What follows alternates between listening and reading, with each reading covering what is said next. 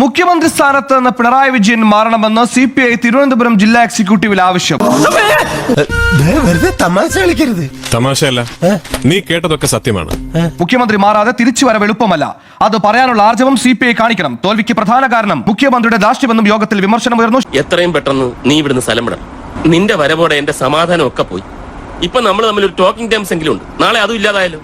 ഭരണവിരുദ്ധ വികാരം എന്ന പൊതു അഭിപ്രായം ഉയരുന്നതിന് പിന്നാലെയാണ് ഇപ്പോൾ മുന്നണിയിലെ ഒരു പ്രധാന ഘടകകക്ഷി തന്നെ ഇക്കാര്യത്തിൽ ചില അഭിപ്രായ പ്രകടനങ്ങൾ വിമർശനങ്ങളുമായി രംഗത്തെത്തിയിട്ടുള്ളത്. എന്താണ് ആലോചിക്കുന്നത്? ഞാൻ എന്റെ ജാതകം ഒന്ന് നോക്കിച്ചാലോ എന്ന് ആലോചിക്കായിരുന്നു. എന്തിന്? ഈ മാനഹാനിയും ദ്രവ്യനഷ്ടം എത്ര കാലം കൂടി ഉണ്ടെന്ന് അറിയാനാ. CPI തിരുവനന്തപുരം ജില്ലാ എക്സിക്യൂട്ടീവിലാണ് മുഖ്യമന്ത്രി മാറണമെന്ന ആവശ്യം ഉയർന്നത്. ഞാൻ നിങ്ങളോടൊക്കെ എന്ത് തെറ്റാണ് ചെയ്തത്? മുഖ്യമന്ത്രി മാറാതെ തിരിച്ചുവരവ് എളുപ്പമല്ല അതാണ് അഭിപ്രായം. ആ തോൽവിക്ക് പ്രധാന കാരണം മുഖ്യമന്ത്രിയുടെ ധാർഷ്ട്യമാണ്. നാട്ടിൽ മൊത്തം ഇപ്പൊ ഇതാ സംസാരം. പ്രായമായ അമ്മച്ചിമാര് മുതൽ ഇത്തിരി പോകുന്ന പിള്ളേര് വരെ. ഇടതുമുന്നണി കൺവീനർ EP ജയരാജൻ BJP നേതാവിനെ കണ്ടതും തിരിച്ചടിയായി. സർക്കാർ ജീവനക്കാരെയും പെൻഷൻകാരെയും വെറുപ്പിച്ചു.